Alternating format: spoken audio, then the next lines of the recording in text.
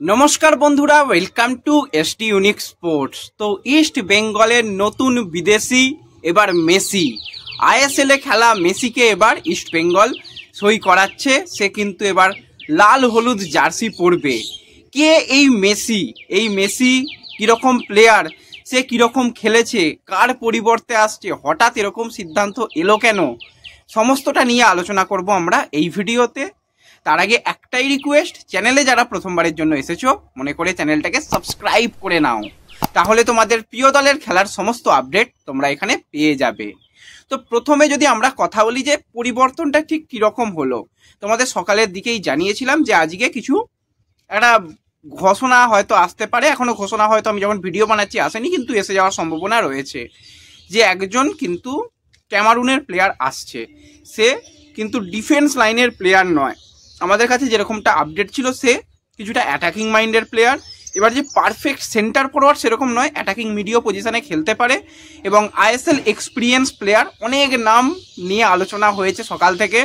তো সবাই জানো যে সরস্বতী পূজার জন্য আমি একদমই ভিডিও দিতে পারছি না, কোনো আপডেটই দিতে পারছি না। তো তার মাঝখানেই তোমাদের যতটুকু ইনফরমেশান ছিল দিয়েছিলাম। এবার এই মুহূর্তে মোটামুটি সমস্ত জায়গাতেই এটা খবর তোমরা পেয়ে গেছো যে মেসি বাউলি, যে আইএসএল এ কেরালা ব্লাস্টার্সের জার্সি গায়ে আইএসএল এ খেলেছে এবং রীতিমতো নিজেকে প্রমাণ করেছে। একটা সময় পর্যন্ত যেরকম পারফরমেন্স করছিল মেসি বাউলি, খুব সম্ভবত গোল্ডেন বুটের রেসে 2 নম্বর পজিশনে সেই সিজনে শেষ করেছিল।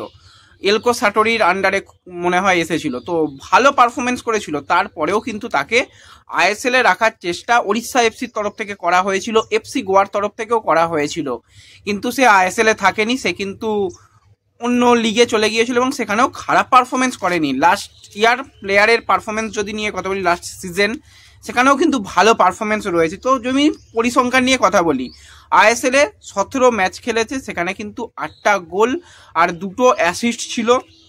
তার সাথে সাথে যদি আমরা কথা বলি লিগ 1, যেটা চীনের টপ ডিভিশন লিগ, সেই লিগ 1-এ 134 ম্যাচে 60 গোল 20 অ্যাসিস্ট, মানে 80টা গোলের ক্ষেত্রে অবদান রয়েছে এই মেসি বাউলির।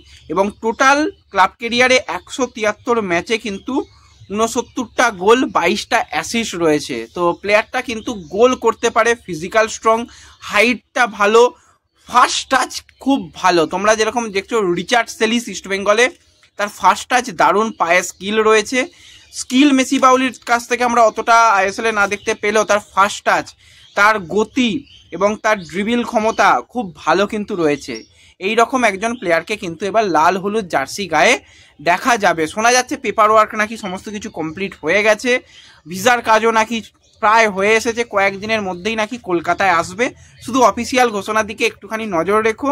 এবং প্লেয়ারটা ক্যামারুন জাতীয় দলেও কিন্তু 6টা ম্যাচ খেলেছে, 1টা গোল করেছে। 2023-24 সিজন, সেই সিজন নিয়ে কথা বললে সেখানে কিন্তু টোটাল 28 ম্যাচে 14 গোল 5টা অ্যাসিস্ট রয়েছে।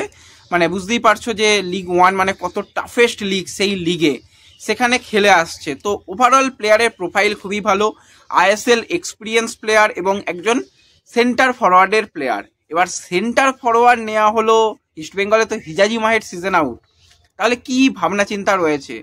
ভাবনা চিন্তা এখন যেটা বোঝা যাচ্ছে যে ভাবনা চিন্তা শুধুমাত্র যে হিজাজি মাহেরের পরিবর্তক একজন সেটা নয়।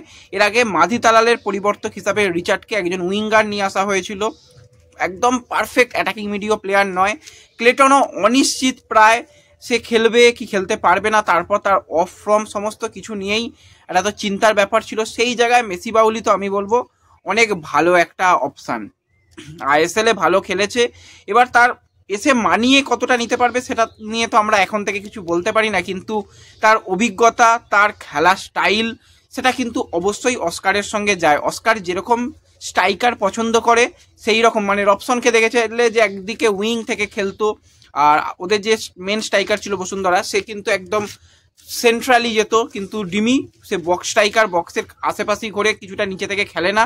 মেসি বাউলি কিন্তু কিছুটা নিচে থেকে খেলতো। ওব্বেচের সঙ্গে যখন খেলতো জুটিটা কেরালার, মনে করে দেখো, মানে সেই সময়ের কথা যারা আইএসএল এ দেখতে, ওব্বেচেকে পারফেক্ট বক্স স্ট্রাইকার করে মেসি বাউলি কিছুটা সেকেন্ড স্ট্রাইকার পজিশনে খেলতো, প্রয়োজনে অ্যাটাকিং মিডিওতেও খেলতে পারে। আমি যেটা তোমাদের বলেছিলাম যে অ্যাটাকিং মিডিও, 2টো উইং, সেকেন্ড স্ট্রাইকার এবং পারফেক্ট সেন্টার ফরওয়ার্ড, একদম বক্স স্ট্রাইকার কিন্তু নয় মেসি বাউলি।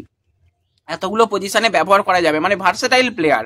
এবার লাস্ট যেখানে খেলছিল সেখানে সেন্টার ফরওয়ার্ড হিসাবেই খেলেছে, কিন্তু কেরালার সময় আমি তো দেখেছিলাম তাকে কিছুটা নিজে থেকে ওব্বেচেকে সামনে থেকে খেলতে দেখেছিলাম। কেরালার জার্সি গায়ে যখন ওব্বেচে খেলতো, ওব্বেচে তারপর মুম্বাইয়ের জার্সি গায়েও খেলেছে, হায়দ্রাবাদে খেলেছে। তো তোমাদের মনে থাকবে নর্থ ইস্টে প্রথম ওব্বেচে এসেছিল, তো যখন ওব্বেচে কেরালাতে খেলতো তখন মেসি বাউলি খেলতো।